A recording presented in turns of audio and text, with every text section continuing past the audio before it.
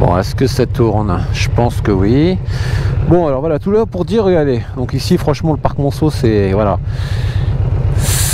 c'est un quartier de bourgeois, ça c'est clair. Hein, on peut pas dire le contraire. Que des appartements haussmanniens, c'est juste magnifique. Hein, franchement. Donc voilà, je comprends un peu mes parents de vouloir peut-être effectivement vivre à l'étroit, mais par contre dans un quartier chic où les enfants peuvent pas mal tourner. Comme en banlieue quoi. Voilà. Bon alors là je vais vous montrer mon collège. Putain je suis toujours. Je sais pas si ça tourne ou pas. Je pense que oui.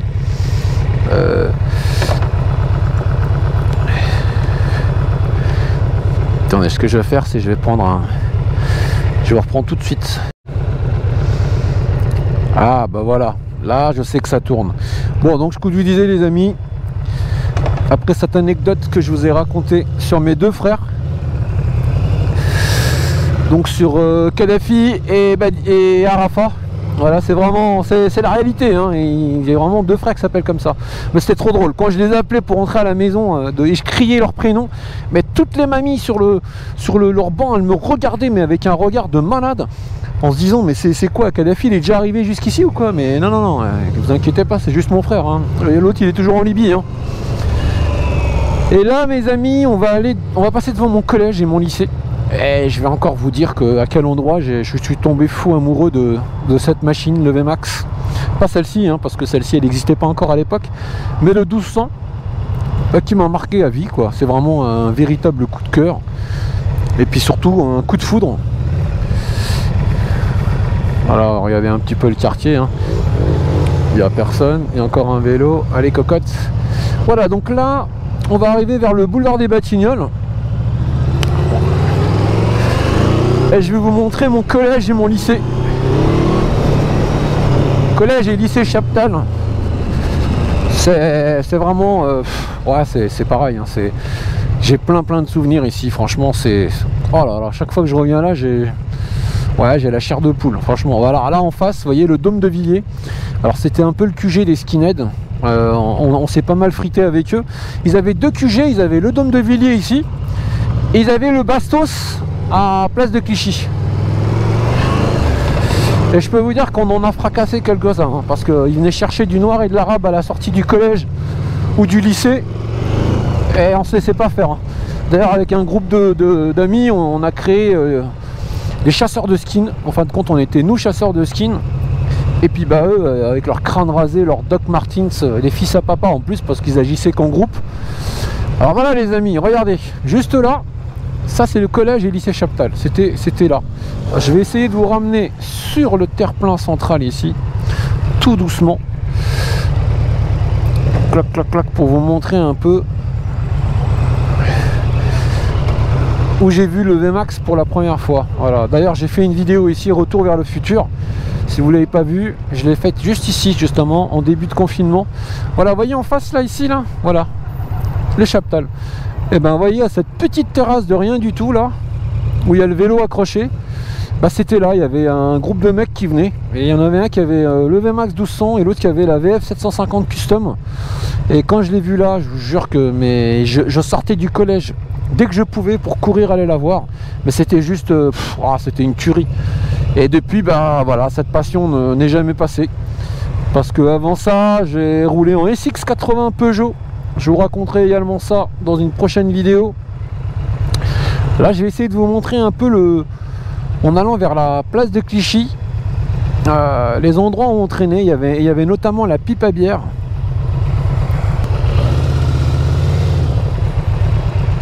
Ouais, il y avait la pipe à bière. Donc, ah ouais, voilà, c'est pareil, le parking en face là, putain. Je venais jusque là pour garer les bagnoles de l'agence que je vous ai montré tout à l'heure. Hein. C'est vraiment pas à côté. Hein. Ah, ce quartier il est vraiment ouais, c'est tout top pour moi. Ma première chambre de bonne c'est dans cette rue d'ailleurs, rue de Rome, tout en haut là, mais j'étais tranquille. Et le jour où je l'ai annoncé à mes parents que je partais juste en face de leur rue dans une chambre de bonne, et je vous jure j'avais l'impression que c'était la fin du monde, alors que je continuais à venir manger chez mes parents, récupérer mon linge chez eux. Ah ça chez nous c'est compliqué hein, de quitter le nid hein. C'est vraiment très compliqué hein, garçon ou fille hein. Bon allez, putain, c'est entre les vélos et les trottinettes, c'est devenu vraiment le bordel. Je reconnais plus le quartier, hein.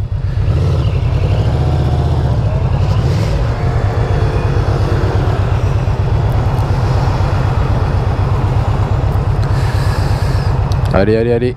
Ouais, ça circule vraiment. Ouais, je vais passer aussi devant, vous montrer où j'ai eu mon permis de conduire dans la petite auto-école là, avec mon moniteur espagnol. Ah, je comprenais pas grand chose à ce qu'il me disait. Il avait un accent, il roulait trop les airs, le bordel. Et quand il me disait des choses, je vous jure que il fallait être vraiment concentré, hein. Ah, alors là, c'est quoi ici? Ah, c'est la rue de Moscou. Alors là, je vais vous dire une chose ici, là. Ouais, dans cette rue, l'une de mes... l'une de mes premières copines, je vais dire mon premier amour, je devais avoir 18 piges, bah elle habitait là, elle venait faire le ménage en fin de compte chez mes parents, là, dans l'escalier de service où habitent mes parents, et c'est comme ça que je l'ai connue. Mais voilà, bon bah, mais un canon, mais vraiment un canon de beauté, elle habitait juste là, avec un prénom que j'adore déjà.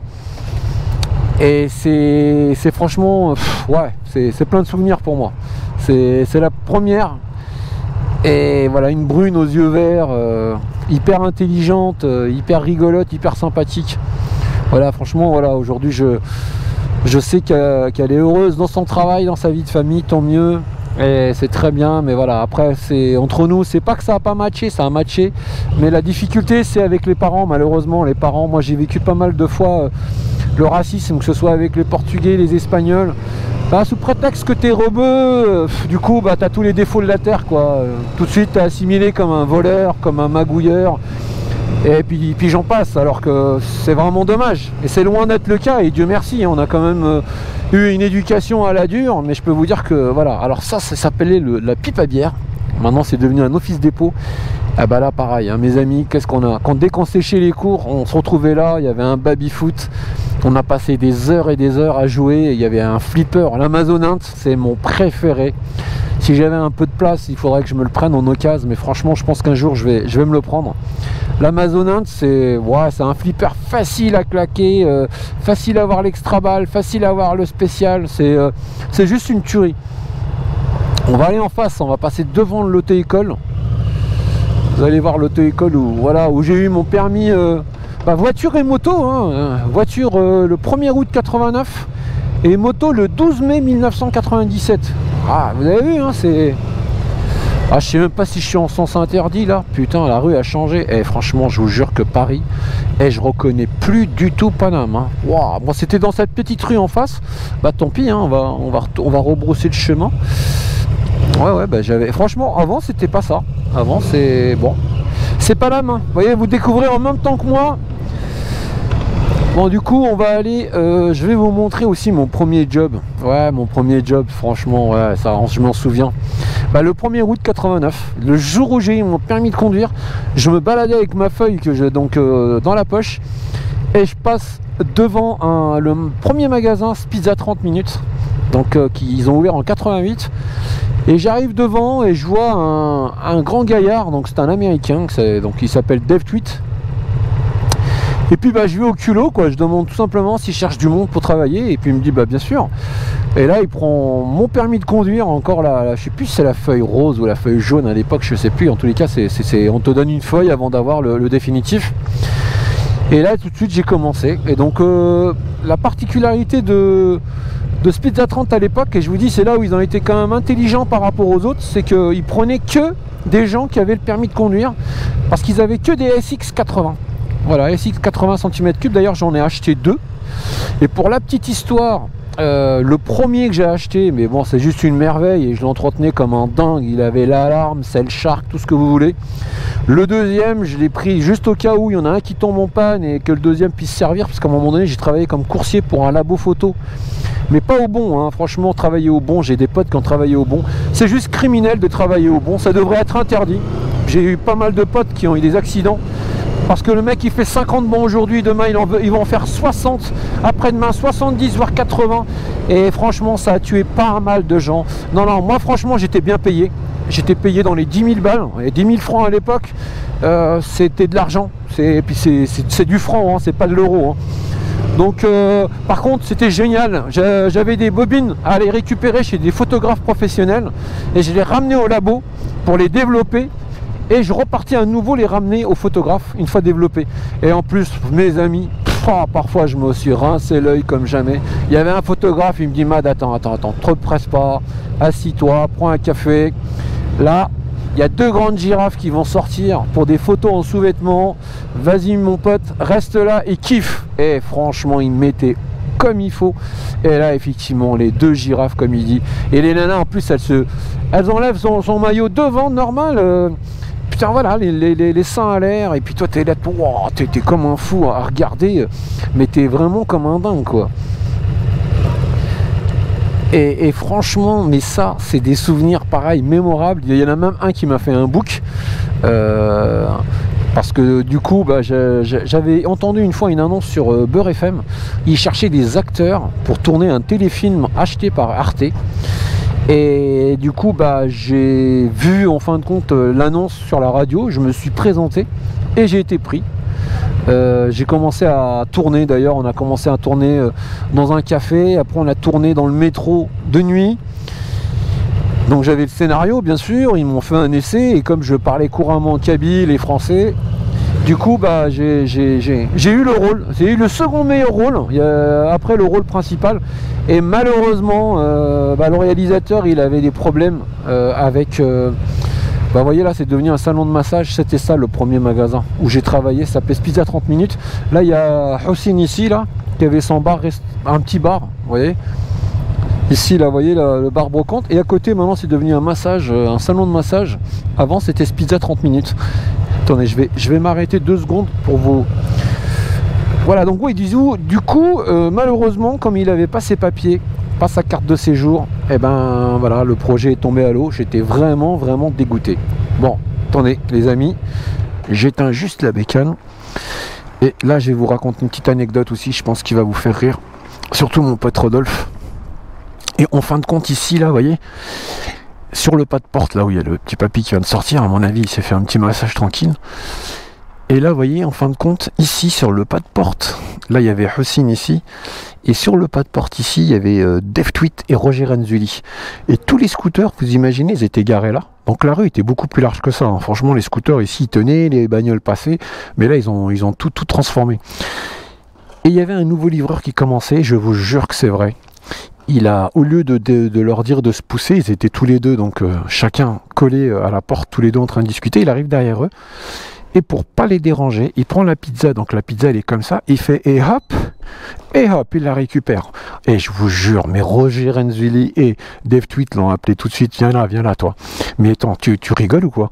Et la pizza elle va être dans quel état? Ils ont ouvert la pizza, les œufs, tout était déglingué. Alors ce qui était drôle aussi, une fois, donc les scooters étaient garés là, tous les SX80 un par un, et j'avais donné une pizza à un mec pour aller la livrer forcément. Bon, c'est vrai que le mec il fumait pas mal, hein. Je vous jure qu'il éclatait plus de joints qu'autre chose. Qu'est-ce qu'il fait ce con? Il met les pizzas dans un scooter et il part sur le scooter d'à côté. Je vous jure que c'est vrai. Et il s'en va. Mais à l'époque, pas de téléphone, rien. Hein. Il s'en va. Il arrive là-bas, il nous appelle. On m'a volé les pizzas. Mais je lui dis, mais non, tes pizzas sont là, couillon. C'est même plus des pizzas, c'est Vivagel maintenant. Et qu'est-ce qu'on a rigolé ça aussi. Mais il y avait franchement des anecdotes de dingue. Mais je me suis franchement bien marré. Et avec une jeunesse, ouais, top. Là on va passer devant le bar d'un ami d'enfance que je connais depuis la primaire. Charles et Michel, je les salue d'ailleurs. Les parents c'est des Espagnols. Et ils avaient un bar ici, restaurant, où ils faisaient bien sûr de la paella, pas forcément espagnol. Et qu'est-ce qu'on a fait aussi les 400 coups avec Charles. C'est vraiment... ouais, je crois que c'est celui avec le plus j'ai rigolé. Pareil, j'ai une anecdote extraordinaire. Donc forcément, lui, il parle forcément espagnol couramment. Il est d'ailleurs avec une péruvienne. Il était avec une péruvienne. Et un jour, on part, mais véridique ça aussi, hein, pour déconner, on part au bois de Boulogne. Avec un pote qui s'appelle Mourad, je le salue. Hein. Et Mourad, il était... comment dire, il était avec son scout Et moi j'étais avec Charles, il avait une petite 125 à vitesse, une Peugeot d'ailleurs. Voilà, c'est la petite bécane tranquille. Je monte derrière lui, on arrive au bois de Boulogne, on voit des travelots. Et là, Charles en plus il se démonte pas, hein. Il va vers le gars, donc le travelot, les seins à l'air. Il commence à lui demander, je peux te toucher la marchandise? L'autre il lui dit oui, oui. Et puis on lui dit, derrière nous là, il y a un pote, si tu peux aller le voir. Il lui met direct la main au panier. Et je vous jure, c'est vrai. Hein. Il est parti, le gars, il lui a mis la main au panier. Mon pote Mourad repousse le mec en se barrant avec son scoot. Il a même failli perdre l'équilibre. Mais qu'est-ce que. Mais alors, un truc qu'on adorait faire avec Charles, par contre, c'est vraiment.